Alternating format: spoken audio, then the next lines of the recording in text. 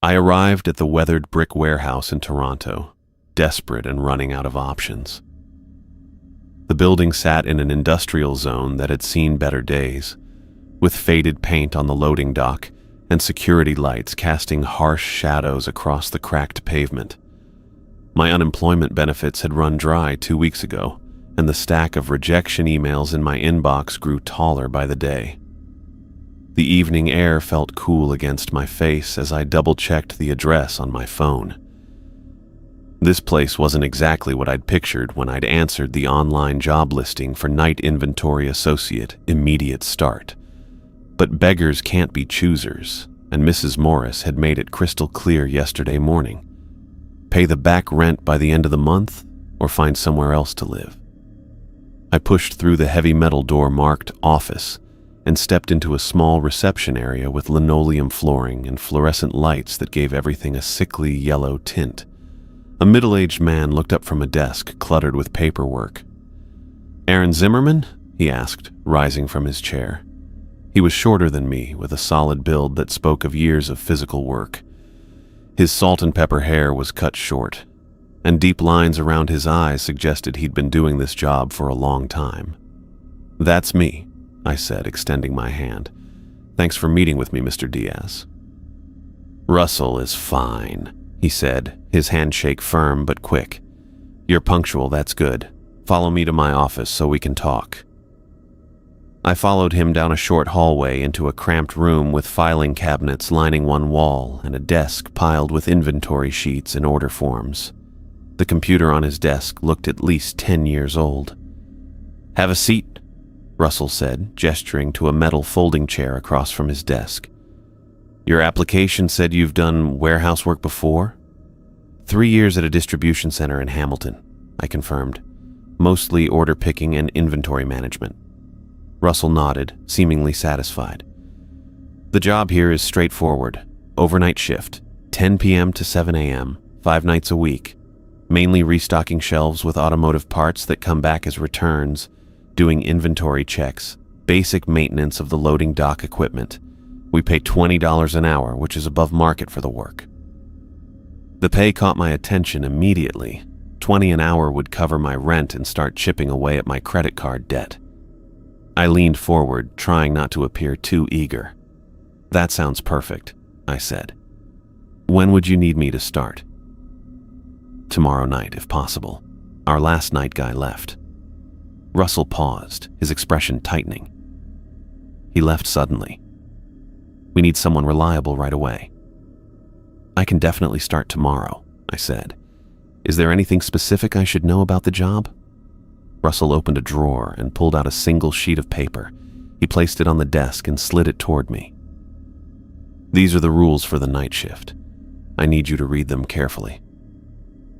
I picked up the paper, expecting standard workplace policies about safety procedures or theft prevention.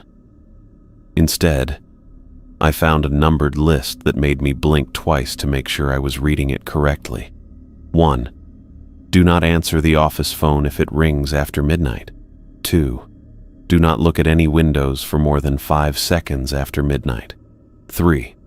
If you hear banging from the storage area, investigate within 5 minutes.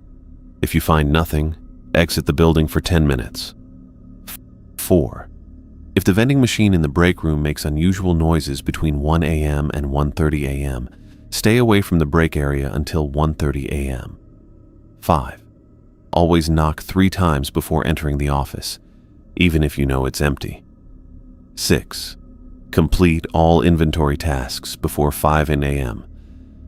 I looked up at Russell, waiting for him to crack a smile or tell me this was some kind of initiation joke. His face remained serious. "These are unusual rules," I said carefully. Russell's eyes met mine. "They're necessary for the smooth operation of this facility. Following them is a condition of employment." I read through the list again. None of the rules seemed dangerous, just bizarre. But the $20 an hour kept flashing in my mind, along with Mrs. Morris's stern face when she'd handed me the final notice on my rent. "What happens if the phone rings after midnight?" I asked. "You don't answer it," Russell replied flatly. That's all you need to know." His tone made it clear that further questions about the rules wouldn't be welcome. I folded the paper and tucked it into my pocket. "I can follow these rules," I said. "No problem." Russell's shoulders relaxed slightly. "Good. I'll be here for your first night to show you the ropes. After that, you'll be on your own for most of the shift. I come in at 7 to relieve you and handle the day shift paperwork." He pulled out another form, a standard employment contract, and slid it across the desk along with a pen. I skimmed through it quickly, finding nothing unusual in the legal text, then signed at the bottom. Russell took the contract back and opened another drawer, pulling out a set of keys and a plastic ID badge with the company logo. "This will get you into all the areas you need access to," he said, handing them over. "The main entrance, storage rooms, office. The alarm code is on the back of your badge.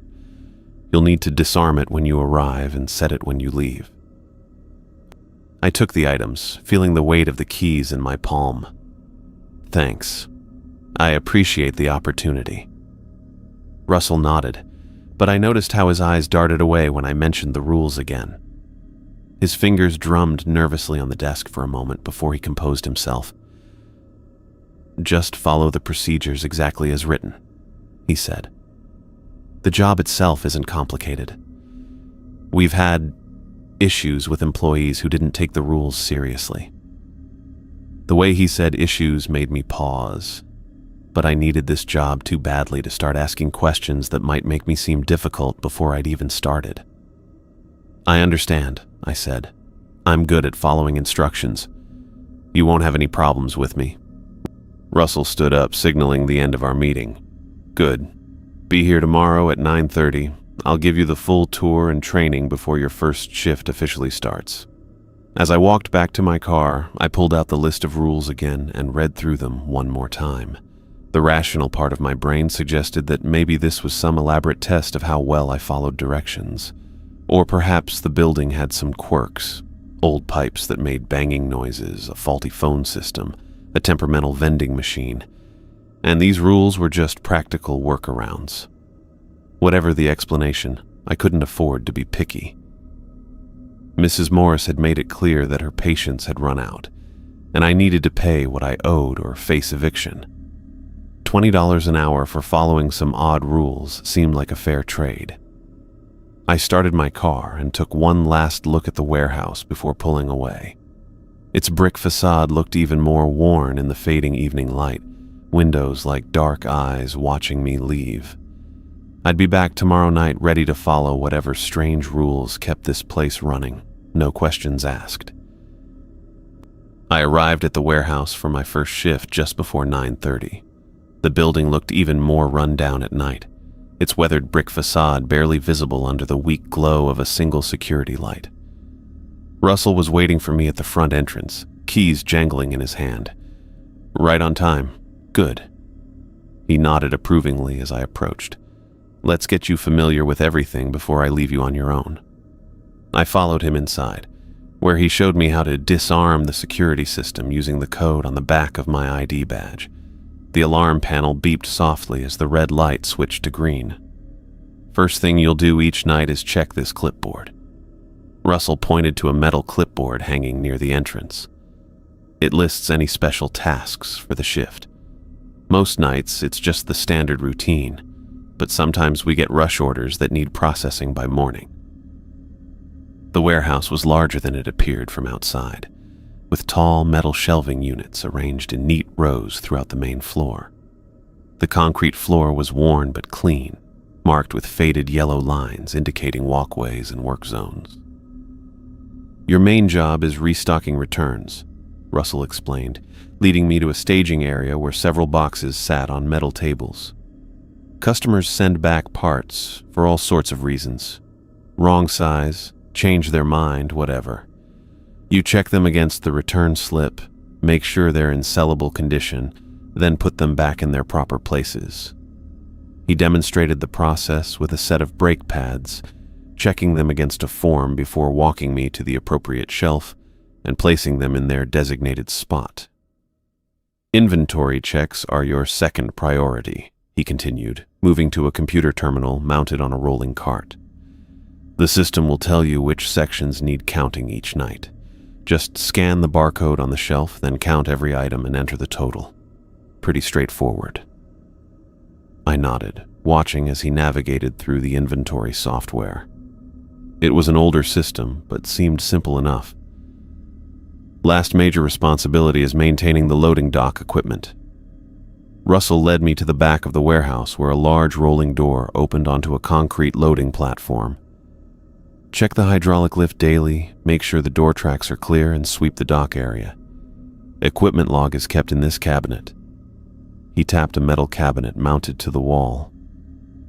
For the next 2 hours, Russell walked me through every corner of the warehouse, showing me where different automotive parts were stored, how to use the inventory scanner, and the proper way to document my work. The layout was logical enough. Smaller parts like filters and spark plugs near the front, larger components like alternators and radiators toward the back, with specialized sections for electrical parts and tools. "Break rooms here," Russell said, opening a door to reveal a small room with a table, chairs, microwave, and the vending machine he'd mentioned. "Fridge works if you bring your own food. Vending machine takes coins or bills, but remember Rule 4. Stay out between 1 and 1:30 if it's making strange noises." I nodded, though I still found that rule particularly strange.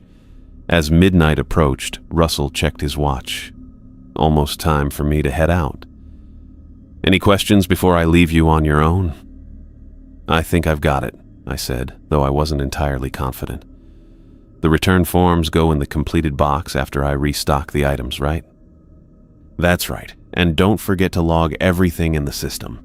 Russell's expression grew more serious. "Most importantly, remember those rules. All 6 of them. Follow them exactly." "I will," I promised, patting my pocket where I'd placed the folded paper with the numbered instructions. Russell walked me back to the front of the warehouse. "I'll be back at 7 to relieve you. If there's an emergency, a real emergency like a fire or break-in, call the number posted by the phone. Otherwise, you should be fine on your own." At exactly midnight, Russell grabbed his jacket and headed for the door. "Good luck on your first night. Remember, follow the rules." With that final reminder, he was gone. The heavy metal door closed behind him with a solid thunk, leaving me alone in the warehouse. I stood there for a moment, listening to the subtle hum of the fluorescent lights overhead and the occasional click of the building settling. The silence was almost oppressive. "Well," I said to myself, "might as well get started." I checked the clipboard Russell had shown me. Tonight's tasks were simple. Restock 3 boxes of returns, conduct inventory on aisles 7 through 9, and sweep the loading dock. I decided to start with the returns. The work was mundane but straightforward. Each return had a form listing what the item was, why it was returned, and where it belonged in the warehouse. I spent the first hour carefully checking spark plugs, oil filters, and timing belts, making sure they matched their descriptions before returning them to their proper places on the shelves. Around 1:15, I remembered Rule 4 about avoiding the break room if the vending machine made unusual noises. I paused, listening carefully, but heard nothing out of the ordinary. Just the normal building sounds, the hum of lights, the occasional click of the heating system cycling on and off. I continued with my inventory checks, methodically scanning shelf barcodes and counting packages of oil filters in aisle 7. The repetitive task was almost meditative, and I found myself relaxing into the routine. The office phone never rang. The vending machine remained silent. There was no mysterious banging from the storage area. By the time I finished sweeping the loading dock around 5 in the morning, I was beginning to wonder if the rules were some kind of elaborate joke for new employees. The rest of my shift passed without incident. I completed all my assigned tasks by 6:30 and spent the remaining time double-checking my work. When Russell arrived at 7, I was ready to go. "How'd it go?" he asked, hanging his jacket on a hook by the door. "Fine," I replied. "Got everything done, no problems." He nodded, seeming unsurprised but somewhat relieved. "Good. See you tonight then." My second night followed much the same pattern. I arrived, disarmed the alarm, and checked the clipboard for my tasks. Russell left at midnight with the same reminder to follow the rules. I worked through my assignments, restocking a different set of returns, conducting inventory on different aisles, and checking the hydraulic lift on the loading dock. Again, nothing unusual happened. The phone didn't ring. The vending machine was quiet. No strange banging sounds echoed through the warehouse. I did feel somewhat foolish when I needed to enter the office to file some paperwork, and stopped to knock 3 times on the door, as per Rule 5. I stood there, knocking on the door of an empty room, feeling ridiculous. But I did it anyway, just as instructed. By my third night, the routine was becoming familiar. I knew where most parts belonged without having to check the location guides. I could navigate the inventory system with ease. The warehouse no longer felt quite so vast and unknown. My fourth night started just like the others. I arrived, Russell gave me my tasks, and at midnight, I was on my own again. As I worked through restocking a box of alternators, I found myself questioning the rules more seriously. 4 nights had passed without a single strange occurrence. The phone never rang after midnight. The vending machine never made unusual noises. There was never any banging from the storage area. I began to suspect that the rules might simply be meaningless quirks, established by some overly cautious former manager. Maybe there had been issues with the phone system in the past, or the vending machine had once malfunctioned. Perhaps the rules had been necessary at some point, but were now just outdated protocols that no one had bothered to update. As I checked oil inventory, methodically counting bottles and entering the numbers into the system, I wondered if Russell was just testing my ability to follow instructions, no matter how arbitrary they seemed. Or maybe this was some elaborate hazing ritual for new employees. Whatever the explanation, the work itself was mundane but manageable. The pay was good, and that was what mattered most to me. I needed to make rent and pay down my credit card debt. If following a few strange rules was the price for financial stability, I could live with that. I finished my shift without incident, just as I had the previous 3 nights. As I waited for Russell to arrive and relieve me, I looked around the quiet, ordinary warehouse with its rows of automotive parts and wondered if I'd ever learn the truth behind those 6 rules. I heard the warehouse door close behind Russell as he left for the night. Checking my watch, I saw it was exactly midnight. 5 nights into this job, and the routine was becoming familiar.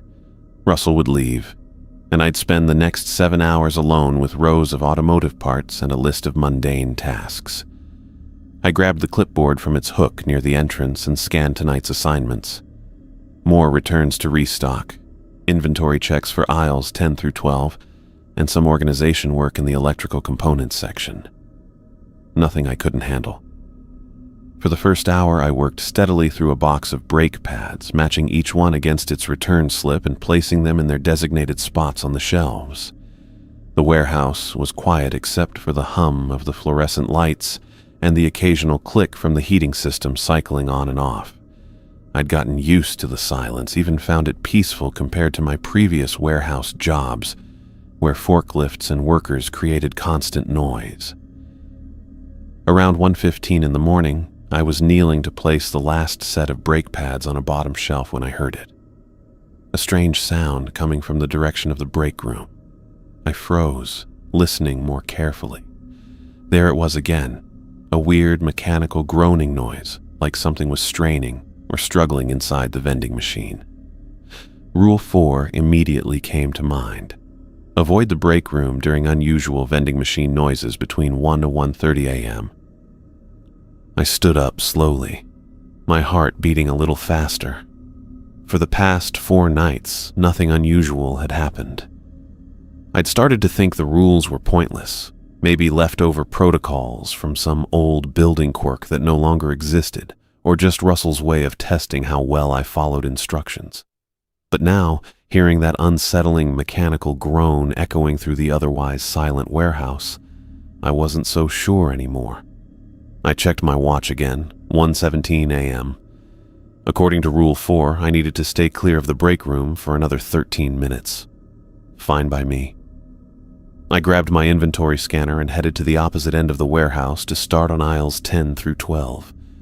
The further I got from the break room, the fainter the groaning became, though I could still hear it faintly even from across the building. The sound continued intermittently as I scanned packages of oil filters and noted their quantities in the system. I tried to focus on my work but found myself constantly checking my watch, waiting for 1:30 to arrive. At exactly 1:30, the groaning stopped. The sudden silence was almost as unsettling as the noise had been. I waited another 5 minutes before cautiously making my way back toward the break room. Standing in the doorway, I saw everything look normal. The vending machine hummed quietly with its usual operational sound. The fluorescent light above the table flickered slightly as it always did, and the microwave display showed its standard, blinking 12 ms.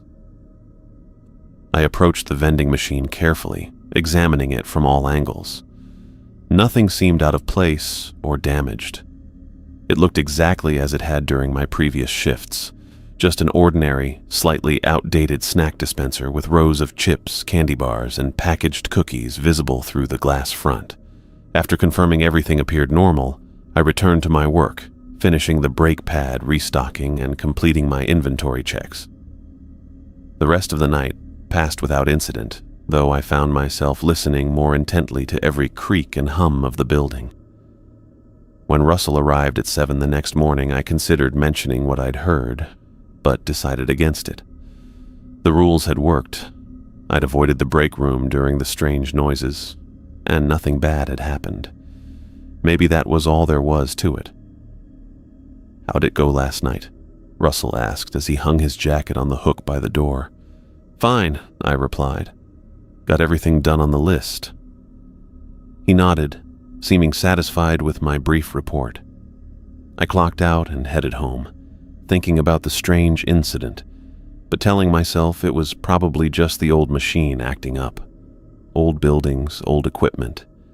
They make weird noises sometimes. The next night, my 6th shift, I arrived at the usual time. Russell greeted me with a nod, showed me the night's tasks on the clipboard, and left at midnight with his standard reminder to follow the rules. I started by organizing several boxes of spark plugs, arranging them by type and brand on their designated shelves. The warehouse felt different tonight, not quite threatening, but there was a tension in the air I couldn't explain.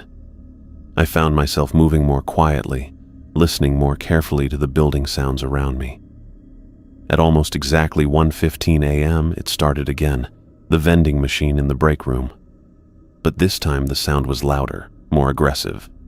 Not just a mechanical groaning, but something that sounded like metal grinding against metal, a harsh scraping noise that echoed throughout the warehouse. I immediately stopped what I was doing, remembering Rule 4. The sound was significantly worse than the previous night, loud enough that I worried something might be seriously malfunctioning. For a brief moment, I considered checking on it, wondering if I should be concerned about an electrical fire or some other safety hazard. But rules were rules, and so far, following them had kept me safe.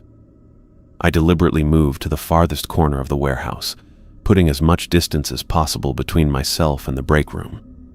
The grinding sound was still audible even there, seeming to reverberate through the metal shelving units. I focused on reorganizing a section of air filters, trying to distract myself from the unsettling noise. Then something new happened. The office phone started ringing. The sudden shrill sound cut through the grinding noise, creating a discordant alarm that made the hair on my arms stand up. Rule 1 flashed in my mind. Don't answer the office phone after midnight. I stood frozen between shelves, listening to the two sounds compete with each other, the grinding metal from the vending machine and the persistent ringing of the phone. The phone rang and rang, its sound echoing throughout the empty building. 1 minute passed, then 2, then 3. I checked my watch repeatedly, counting the minutes, wondering how long it would continue. Almost 5 minutes of continuous ringing passed before it suddenly stopped, cutting off mid-ring. The silence that followed was brief before the grinding from the vending machine resumed, now the only sound in the warehouse. My hands were shaking slightly as I tried to continue with my work. What kind of phone rings for 5 minutes straight? Who would be calling a warehouse at nearly 1:30 in the morning? And what was happening to that vending machine? At exactly 1:30 a.m., just like the night before, the grinding noise stopped. The warehouse returned to its normal quiet state, with only the background hum of the lights and heating system. I waited several minutes before cautiously approaching the break room. Just like the previous night, everything looked completely normal. The vending machine displayed its products as usual, with no sign of the violent grinding noise it had been making minutes earlier. I even pressed my ear against its side, but heard only the standard cooling system hum. Walking to the office, I looked at the phone on the desk. The message light wasn't blinking. There was no indication anyone had called. It sat there innocuously, as if the 5 minutes of incessant ringing had never happened. A chill ran through me as I stood there looking at the ordinary office phone. For the first time, I seriously considered what might be happening in this warehouse at night. The rules weren't meaningless after all. They were warnings, specific, targeted warnings about phenomena that actually occurred. As I returned to my tasks, I felt increasingly uneasy. The warehouse no longer seemed like a simple storage facility for automotive parts. The shadows between the tall shelves looked deeper, the distant corners darker. Every normal building sound, a pipe expanding, the heating system cycling on, made me tense up. Despite my growing discomfort, I reminded myself why I was here. $20 an hour to follow some strange rules and complete basic warehouse tasks. My landlord needed payment by the end of the month, and my credit card debt wasn't going to pay itself off. I was being paid to follow procedures, not question them. If staying out of the break room during weird vending machine noises and not answering late-night phone calls were part of those procedures, I could handle that. The job was still better than being unemployed. I forced myself to focus on the remaining tasks for the night, methodically scanning inventory and organizing parts. But I couldn't shake the feeling that something was watching me from the shadows between the shelves. Something that knew I was alone in this building. Something that was testing whether I would follow the rules. I heard the banging at 2:15 in the morning. It started as a distant thump that I might have dismissed as the building settling, but quickly developed into a deliberate rhythm. 3 sharp bangs followed by a pause, then 3 more. The sound echoed through the empty warehouse, bouncing off metal shelving and concrete floors. I set down the inventory scanner I'd been using and listened. The banging continued, growing more insistent with each repetition. It was coming from somewhere near the back storage area. Rule 3 flashed through my mind. Investigate storage area, banging within 5 minutes, or exit building for 10 minutes if nothing found. My mouth went dry as I grabbed the heavy-duty flashlight from the utility shelf. This was the first time I'd had to deal with the banging mentioned in the rules. The phone calls and vending machine noises had been unsettling enough, but something about this felt more immediate, more physical. I checked my watch. 2:17 now. I had 3 minutes to start investigating.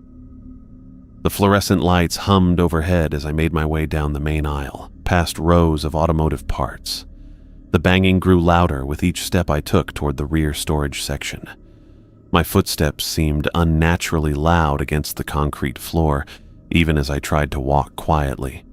"Hello?" I called out, immediately regretting it. The rules didn't say anything about announcing myself, and something told me I shouldn't be drawing attention. The banging intensified as I approached the storage area. Faster now, more urgent. Bang, bang, bang. Pause. Bang, bang, bang. The rhythm remained the same, but the volume increased until it felt like it was vibrating through my chest. I switched on the flashlight even though the overhead lights were still on. Something about having it in my hand made me feel more secure. The beam cut through the shadows between shelves as I turned the corner into the rear storage section. And then, silence. The banging stopped so abruptly that the sudden absence of sound felt like a physical pressure against my eardrums. I stood frozen, flashlight raised, listening to my own breathing and the distant hum of the building's ventilation system. "Is someone there?" I asked, my voice sounding small in the empty space. No response. I began my search methodically, checking behind each shelf unit. The rear storage area contained larger automotive parts, transmissions, engine blocks, exhaust systems, creating plenty of spaces where someone could hide. I shined my flashlight into every gap and corner, finding nothing but dust and the occasional spider web. After checking the entire storage area, I moved to the loading dock. The large rolling door was securely locked. The hydraulic lift powered down. I tested the side exit door. Still locked from the inside, just as it should be.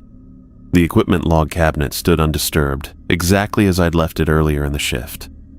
Nothing was out of place.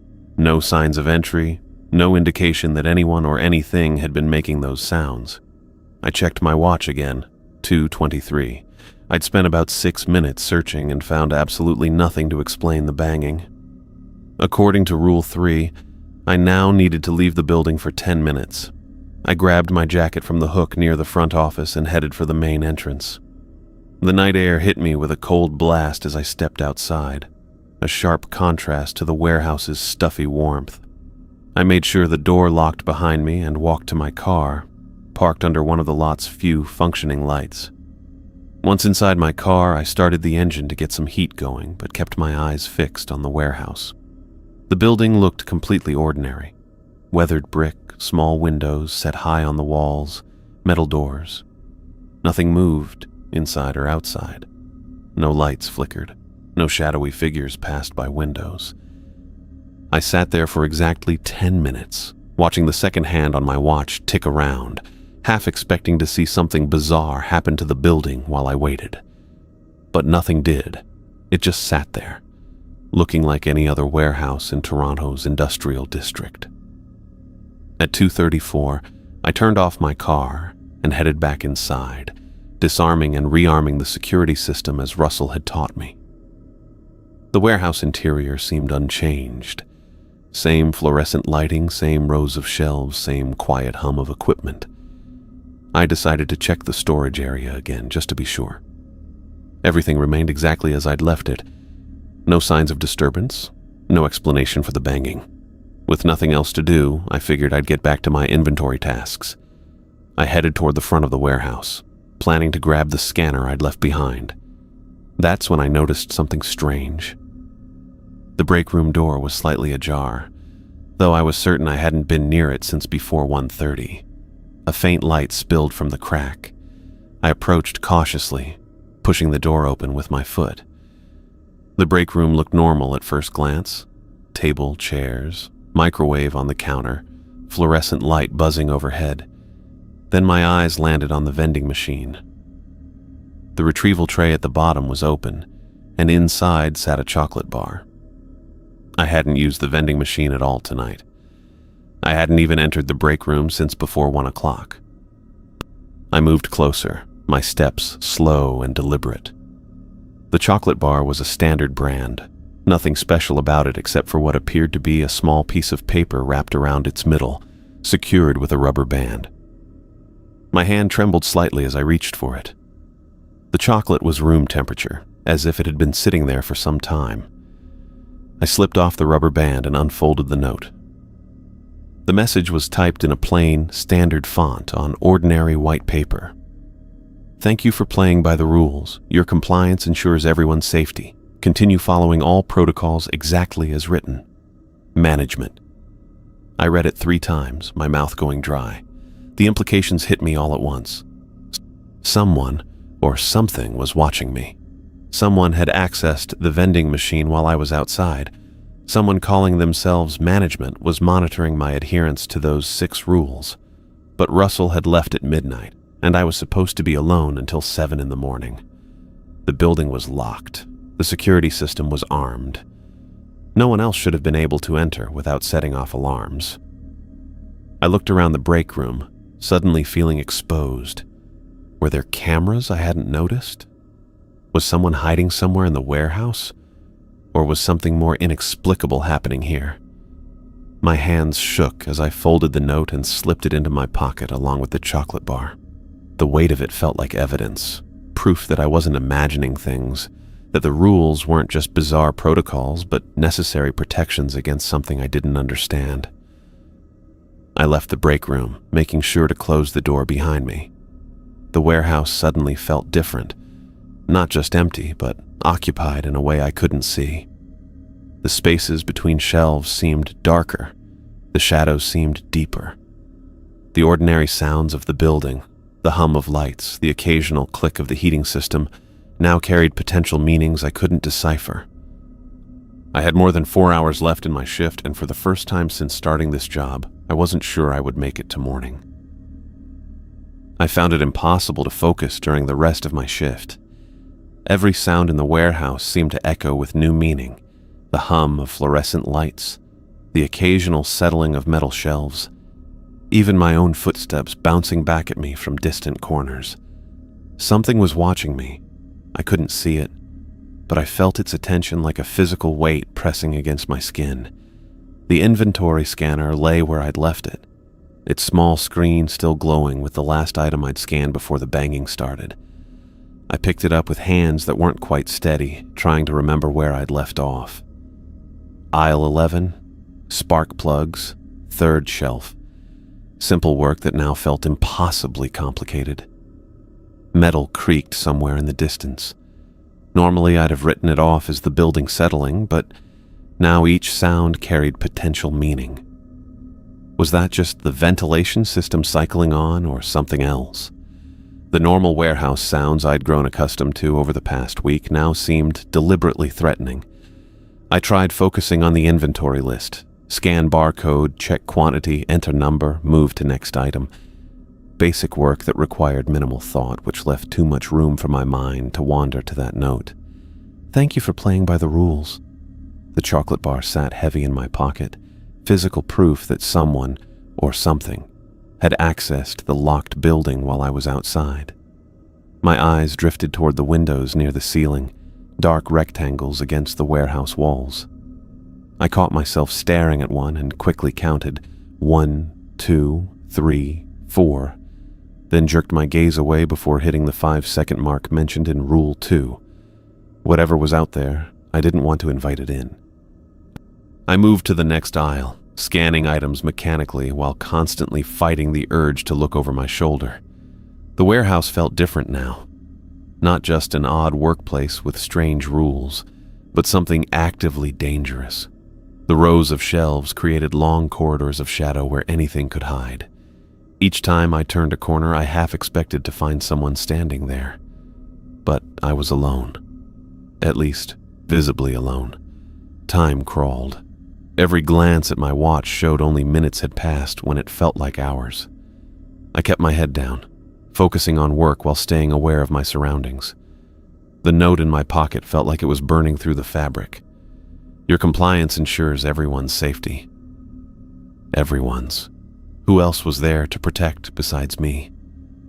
I caught myself looking at another window and quickly counted 1, 2, 3, before forcing my eyes away. What would happen if I stared too long? The rule existed for a reason, and after tonight, I had no interest in finding out what that reason was. The hours until morning stretched endlessly. I completed my tasks with mechanical efficiency, constantly moving, refusing to stay in one spot too long. When the office phone rang again at 4:30, I froze mid-scan, holding my breath until it stopped after the 10th ring. I didn't go near the office. When my watch finally showed 6:45, I gathered my completed paperwork and made sure everything was in order. The sky outside the high windows had lightened to a pre-dawn gray. I stood near the entrance, clipboard in hand, watching the door and waiting for Russell. At exactly 7, the front door opened. Russell walked in wearing the same work jacket he always did, looking tired but unsurprised to see me. He hung his jacket on the hook by the door and nodded at me. "Morning," he said. "Everything go okay?" Instead of giving my usual fine response, I pulled the note from my pocket and held it out to him. "Someone left this in the vending machine while I was outside for my 10-minute break." Russell took the paper, unfolding it carefully. His expression changed as he read it. Not surprise, but a deepening concern that made my stomach tighten. He read it twice before looking up at me. "You followed Rule 3, he said. It wasn't a question. "Yes. I heard banging in the storage area, checked it out, found nothing, and went outside for 10 minutes like the rules say." Russell folded the note precisely along its original creases. "Good. That's good. Who's management?" I asked, pointing at the note in his hand.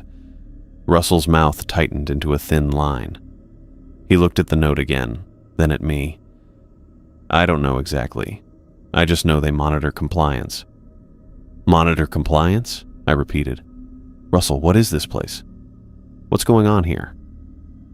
He sighed, rubbing a hand across his face. "Look, Aaron, the employees before you who didn't follow the rules, they didn't just quit." A cold feeling spread through my chest. "What do you mean?" "They disappeared. Completely." Russell's voice was low, almost a whisper. "One guy thought the phone rule was stupid. Answered it after midnight. Never saw him again. His car was still in the parking lot, but he was gone." I stared at him, waiting for the punchline, the admission that this was all some weird joke or test. But Russell's expression remained grave, his eyes tired but serious. "What kind of facility is this?" I asked, my voice sounding strange to my own ears. Russell shrugged, but the gesture seemed forced. "It's just a warehouse. It pays well for basic work. 20 an hour to stock shelves and check inventory. All you have to do is follow the protocols."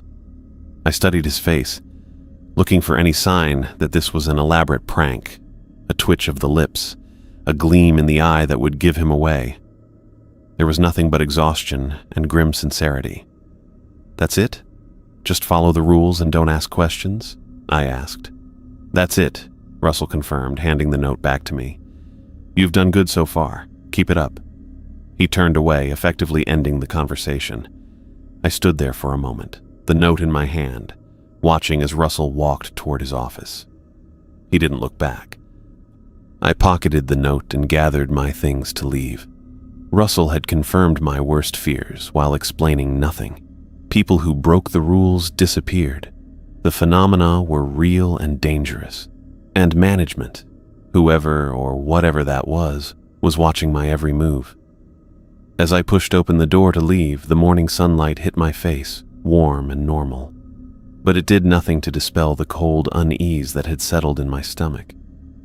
I had far more questions now than when I'd started my shift, and a growing certainty that I didn't want to know the answers. I continued my shifts with a newfound respect for the rules. After finding that note in the vending machine and hearing Russell's ominous confirmation about disappearing employees, I took every protocol seriously. The warehouse no longer felt like just a job with weird quirks. It was a place where following instructions meant survival. 3 nights after my conversation with Russell, the phone rang at 2 in the morning. I was scanning inventory in aisle 14, far enough from the office that the sound was muffled but still unmistakable. I kept working, counting rings under my breath. 10 rings, then silence. I released the breath I'd been holding and continued scanning brake calipers. The following night, I heard the familiar grinding from the break room at exactly 1:15 a.m. I immediately abandoned my cart of returns and walked to the farthest corner of the warehouse, where I busied myself organizing exhaust components until 1:35 a.m., giving an extra 5 minutes after the sound stopped just to be safe. When I finally checked the break room, I found a pack of peanut butter crackers sitting in the vending machine tray. I hadn't purchased anything. Wrapped around the package was another note. "Your consistency is appreciated. Management." I pocketed both the crackers and the note, adding them to my growing collection of evidence. By the end of my second week, I'd established a routine. I scheduled my tasks strategically, handling inventory in the back sections between 1 and 1:30 to stay far from the break room, positioning myself near the exit after 2 in case the banging started, and avoiding the office area after midnight when the phone might ring. The banging incidents were the most disruptive. They happened roughly twice a week, always after 2 a.m., always requiring me to drop everything and investigate. I never found anything, which meant taking those 10-minute breaks in my car. During one particularly cold night, I sat shivering in the parking lot, watching the warehouse through frosted windows. Nothing moved inside or outside the building.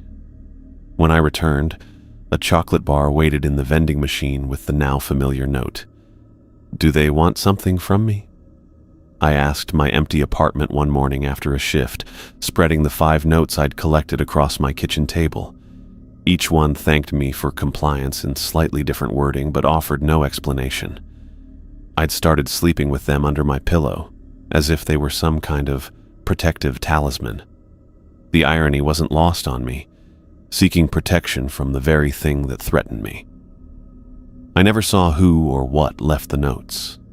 The security system remained armed whenever I took my mandatory breaks outside. The cameras in the corners of the warehouse, which Russell had casually mentioned were non-functional during my training, showed no blinking lights or signs of operation. Yet somehow, management knew my every move.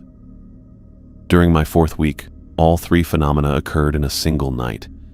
The vending machine started at 1:05 a.m. earlier than usual. The phone rang at 2:20 a.m. just after I'd resumed work following the vending machine's quiet period. And at 4:15 a.m. the banging began in the storage area. I followed each protocol exactly, avoided the break room, let the phone ring unanswered, investigated the storage area, found nothing, and took my 10-minute break outside. When I returned, a small feast awaited me in the vending machine tray. 2 chocolate bars, a bag of chips, and a candy bar I'd never seen the machine stock before. The note read, "Exceptional performance under pressure. Your dedication ensures mutual safety. Management." I developed a theory that the incidents were tests, deliberate challenges to see if I would break under stress or maintain compliance. The timing seemed too perfect, the escalation too calculated. But who was testing me and why? Russell clearly knew more than he shared, but our morning interactions had become increasingly brief. He asked if everything went okay. I said yes, and we both pretended the warehouse was a normal workplace. By my 6th week, I'd mapped the patterns completely. The vending machine only made noise between 1 and 1:30 a.m., never a minute before or after. The phone only rang after midnight, usually between 2 and 5 a.m.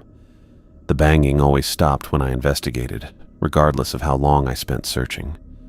I started keeping a small notebook in my pocket, documenting each incident with timestamps.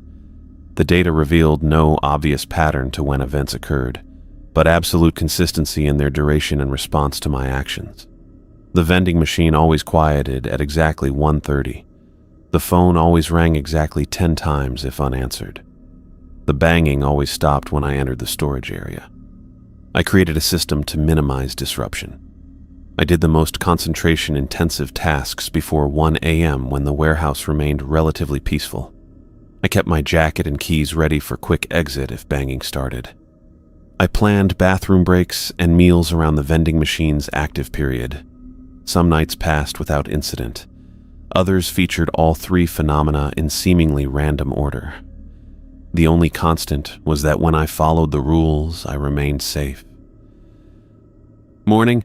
Everything go okay?"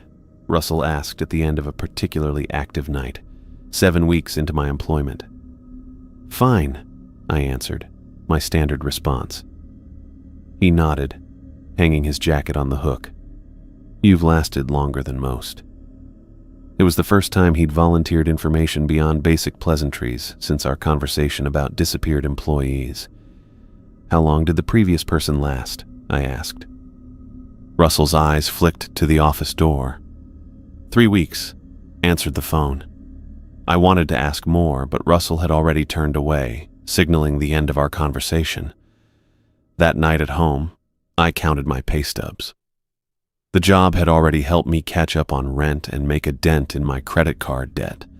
Mrs. Morris had stopped giving me those pitying looks in the hallway. For $20 an hour, I could handle some unexplained phenomena and cryptic notes. During week 8, I found myself almost comfortable with the routine. The incidents had become just another workplace hazard to manage, like slippery floors or heavy lifting. I knew exactly what to do when the phone rang or the vending machine groaned. I kept my flashlight ready for storage area investigations. The notes continued appearing, always after I followed protocol correctly. Sometimes they contained only a single word, perfect. Other times, longer messages. Your consistent adherence to protocol maintains the balance. We appreciate your service. Management. I never learned who or what caused the phenomena. I never discovered the identity of management or how they accessed the vending machine during my breaks. I never understood why the phone rang or what might happen if I answered it. But I created a system that worked. I followed the rules. I completed my tasks. I survived each shift. And somewhere between the fear and the mystery, I found a strange kind of stability. A job with clear expectations and consistent pay, even if those expectations included avoiding supernatural phone calls and mysterious banging sounds. $20 an hour to follow 6 simple rules. As long as I maintained my system and respected the protocols, I could work alongside these unexplained events with minimal disruption. It wasn't normal, but it was manageable. And sometimes, that's enough. I knew I'd reached the tipping point when the vending machine sounds changed. It wasn't the usual grinding or mechanical groaning I'd grown accustomed to over the past 2 months. This was different. Softer, but somehow more intrusive. What had started as a low hum gradually transformed into what sounded like whispers, faint but unmistakable, like several people talking just below the threshold of comprehension. I froze mid-scan, the inventory device still beeping in my hand. The whispers seemed to rise and fall in pitch, almost like a conversation happening behind a closed door. I strained to make out words, but couldn't distinguish anything specific, just the unmistakable cadence of human speech coming from a machine that should only produce mechanical sounds. My first instinct was to investigate, to press my ear against the vending machine and try to decipher what was being said. But Rule 4 was clear. Avoid the break room during unusual vending machine noises between 1 and 1:30, and these whispers definitely qualified as unusual. I checked my watch, 1:12 a.m. I had at least 18 more minutes to stay clear of that area. I abandoned my cart of timing belts and walked briskly to the farthest corner of the warehouse, putting as much distance as possible between myself and the break room. The shelves of exhaust components would keep me occupied until the danger period passed. I focused on organizing manifolds by make and model, but found it difficult to concentrate with the knowledge that something was literally whispering from inside our vending machine. The whispers grew louder around 1:20, becoming audible even from my position at the back of the warehouse. I kept glancing at my watch, counting down the minutes until 1:30 when the phenomenon would stop. The consistency was both comforting and disturbing. Whatever caused these events operated on a precise schedule. At 1:25, I nearly dropped a heavy exhaust pipe when the office phone began to ring. The shrill sound cut through the whispers, creating a discordant duet of unnatural sounds. Rule 1. Don't answer the office phone after midnight. Simple enough, except the ringing didn't stop after the usual 10 rings. It kept going and going. I tried to focus on inventory, but the persistent ringing made it nearly impossible to concentrate. I counted rings to distract myself. 53, 54, 55. By the 100th ring, I was seriously questioning my career choices. The $20 per hour that had seemed so attractive now felt insufficient compensation for whatever was happening in this warehouse. The whispers from the vending machine stopped precisely at 1:30, just as they always did. The phone, however, continued ringing. I checked my watch, 1:35 and still going. This was new. In all my weeks here, the phone had never rung for more than a few minutes. I moved to aisle 14 as far from the office as possible and tried to focus on scanning brake calipers. The ringing continued for 20 full minutes before finally stopping mid-ring at 1:50. The sudden silence felt almost as unsettling as the noise. I exhaled slowly, relieved to have some quiet to work in again. But my relief was short-lived. At exactly 2:15, the banging started. Under normal circumstances, I'd hear 3 sharp bangs from the storage area, pause, then repeat. I'd grown accustomed to that pattern. But tonight was different. The bangs came from multiple directions simultaneously, 3 from the storage area, 2 from near the loading dock, and what sounded like a single heavier thud from somewhere near the office. I stood frozen, scanner in hand, trying to process what was happening.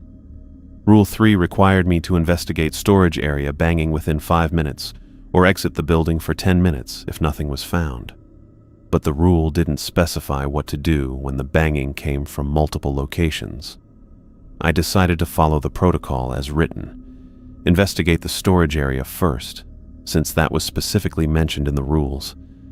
I grabbed my flashlight from the utility shelf and headed toward the back, trying to ignore the continued banging from other areas of the warehouse. The storage area was as empty as always. No signs of disturbance among the transmissions, engine blocks, and exhaust systems. I methodically checked behind each shelf unit, finding nothing out of place. The banging continued around me, seeming to shift locations as I moved through the space. After 6 minutes of fruitless searching, I retrieved my jacket from the hook by the front door and exited the building, making sure the door locked behind me. The night air was cool against my face as I sat in my car under the parking lot light, watching the warehouse. From outside, the building looked completely ordinary. No lights flickering, no movement visible through the high windows, no external indication of the chaos inside. I kept my eyes on my watch, counting down exactly 10 minutes. At 2:34, I re-entered the warehouse, disarmed and rearmed the security system, and did a quick sweep of the storage area. As expected, everything remained unchanged, and the banging had completely stopped. The warehouse was silent again, but the silence felt charged, as if the building itself was holding its breath. I made my way toward the front to continue my inventory work when I noticed the break room door was slightly ajar, light spilling into the hallway. I approached cautiously, pushing the door open with my fingertips. The vending machine retrieval tray was open. Inside sat not 1 but 3 identical chocolate bars, each wrapped with a note secured by a rubber band. I collected them, unwrapping the first note, which read, "Perfect compliance. Management." The second and third contained the exact same message, down to the handwriting. I pocketed all 3 chocolate bars and notes, closed the break room door firmly behind me, and returned to the warehouse floor. 4 more hours until Russell arrived. 4 hours of hypervigilance in a building that seemed increasingly hostile. As I scanned items in aisle 9, I noticed something moving at the edge of my vision, a shadow shifting between shelves. I turned quickly, but saw nothing. A few minutes later, it happened again. Something dark moving just beyond my peripheral vision. I spun around, flashlight raised, but the beam illuminated only empty space between the shelves. The shadows continued to dance at the edges of my awareness throughout the night. Several times I caught myself staring at the high windows, searching for movement. Each time, I counted quickly. 1, 2, 3, 4, 5. Then forced myself to look away before exceeding the 5-second limit from Rule 2. I developed a system for the remaining hours. Scan an item, check surroundings, move to next item, repeat. The methodical process helped keep my growing panic at bay. I focused on following the rules with absolute precision, understanding now that they weren't arbitrary guidelines, but literal lifelines. By 6:30, I had completed all assigned tasks despite the night's disruptions. I positioned myself near the entrance, clipboard in hand, waiting for Russell's arrival. The shadows had stopped moving about an hour earlier, but I still felt watched from every corner of the warehouse. When Russell walked in at 7 o'clock, I nearly collapsed with relief. Another night survived. I'd faced all three phenomena at their worst, plus the new shadow movements, and made it through by following every rule precisely. "Morning," Russell said, hanging his jacket on the hook. "Everything go okay?" I nodded, not trusting my voice to remain steady if I tried to speak about what had happened. Some things were better left unsaid, especially to a man who had made it clear he wouldn't, or couldn't, provide real answers. As I walked to my car, the 3 chocolate bars and their identical notes weighed heavy in my pocket, physical proof that something was testing me, watching me, evaluating my compliance. And for now at least, I was passing. I finally reached my breaking point after 3 months working at the warehouse. Not because things had gotten worse. They hadn't. The job had given me exactly what I needed. Enough money to clear my debts and secure a better apartment across town. The weird noises, mysterious notes, and shadowy movements between shelves had become as routine as scanning inventory or restocking brake pads. My last paycheck had pushed my savings over the threshold I'd set for myself. Rent paid 2 months in advance on the new place. Credit cards zeroed out. Even had enough left over for some decent furniture that wasn't salvaged from someone else's curb. Mrs. Morris had stopped giving me those looks of pity when I passed her in the hallway, replaced with simple nods of acknowledgement when I handed over my rent check early. The warehouse job had been perfect in its own twisted way. $20 an hour to follow 6 strange rules and complete basic tasks. The rules themselves had become second nature. Don't answer the office phone after midnight. Don't look at windows more than 5 seconds after midnight. Investigate storage area banging within 5 minutes, or leave the building for 10 minutes if nothing found. Avoid the break room during unusual vending machine noises between 1 and 1:30. Always knock 3 times before entering the office, and complete inventory tasks before 5 in the morning. I survived by following those rules to the letter, never asking questions beyond what I absolutely needed to know, accepting that certain mysteries were better left unexplored. Who or what was management? How did they access the vending machine during my 10-minute breaks? What happened to employees who broke the rules? These questions lingered in my mind, but I'd learned to push them aside. When I walked into Russell's office that morning after my shift, my resignation letter was folded neatly in my pocket. Russell looked up from his computer, salt and pepper hair slightly more salt than when I'd started. "Morning," he said, with his usual nod. "Everything go okay?" "Fine," I replied, the same answer I'd given every morning for 3 months. Then I pulled out the folded paper and placed it on his desk. "I'm giving my 2 weeks' notice." Russell picked up the letter, unfolded it, and read the few sentences I'd typed.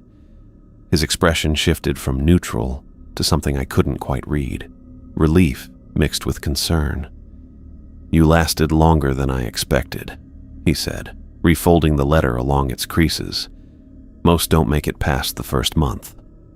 "The rules weren't that hard to follow," I said with a shrug.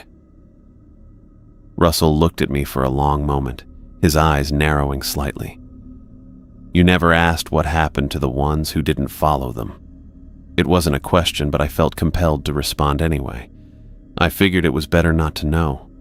"Smart," Russell nodded, tapping my resignation letter against his desk. "You find something else?" "Yeah, office job, regular hours." "Good." He placed my letter in a folder and looked directly at me. "Listen, Aaron, this is important. Never discuss anything about this warehouse. Not the rules, not the noises, not the notes. Nothing."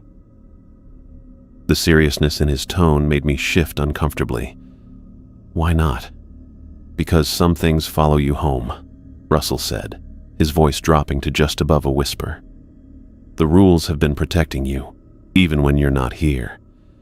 A chill ran through me. For 3 months, I'd convinced myself that whatever strangeness existed in the warehouse stayed within its walls. The thought that it might have followed me home, might have been watching me even as I slept, made my skin crawl. "What exactly is this place?" I asked, the question I should have asked 3 months ago. Russell shook his head. "Just a warehouse. That pays $20 an hour for basic work. That's all you need to know, and all you should ever tell anyone who asks." He stood up, signaling the end of our conversation. "I'll process your paperwork. 2 weeks from today will be your last shift." The following 2 weeks passed without incident. The phone rang at its usual times. The vending machine made its usual noises. The banging in the storage area followed its usual pattern. I followed the rules as meticulously as I had since my first day, perhaps even more so now that I knew the finish line was in sight. On my final night, I completed my tasks early. The warehouse felt different somehow, as if it knew I was leaving. The shadows between shelves seemed deeper, the fluorescent lights dimmer. I found myself counting out loud when looking at the windows, making sure I never exceeded the 5-second limit. At 6:30, with all my work finished, I headed to the break room for a final coffee. The vending machine hummed quietly, displaying its rows of snacks. I hadn't taken anything from it since my first few weeks, when the notes from management had been frequent rewards for following the rules. As I turned to leave, the vending machine made a soft click. The retrieval tray opened, revealing a single chocolate bar wrapped with a folded note. I hesitated before taking it, then unwrapped the note. "Thank you for your service, Aaron. Your compliance has been exemplary. Remember that the rules have been protecting you even outside these walls. Some things notice when patterns change." Management. I read the note twice, then folded it and placed it in my pocket along with the chocolate bar. The implications were clear. Whatever supernatural forces existed in this warehouse had been aware of me beyond my shifts. Had they watched me in my apartment, followed me to the grocery store, been present during my most private moments? At 7 o'clock, Russell arrived for his shift. He hung his jacket on the hook by the door and nodded to me. "Everything go okay?" he asked for the last time. "Fine," I answered automatically, then added, "I got another note." Russell nodded as if he expected this. "Management likes to say goodbye." I wanted to press him for more information, to demand answers to the questions that had built up over 3 months. But I knew he wouldn't tell me anything more than he already had. Some mysteries were better left unexplored. I gathered my things, took one last look around the warehouse with its rows of automotive parts, and walked out the door. The morning sun felt especially bright after 7 hours under fluorescent lighting. I got into my car, placed the note and chocolate bar in the glove compartment with the others I'd collected, and drove away. As I pulled onto the main road, I felt a weight lifting from my shoulders. In 3 days, I would start my new job. A normal office position with regular hours where the strangest workplace rule might be proper coffee pot etiquette. No mysterious phone calls, no banging in storage areas, no notes from an unseen management. I glanced in my rearview mirror at the warehouse growing smaller in the distance. For 3 months, I'd traded my peace of mind for financial stability. Now I had both. Whatever secrets that building held would remain there, and I was perfectly fine with that.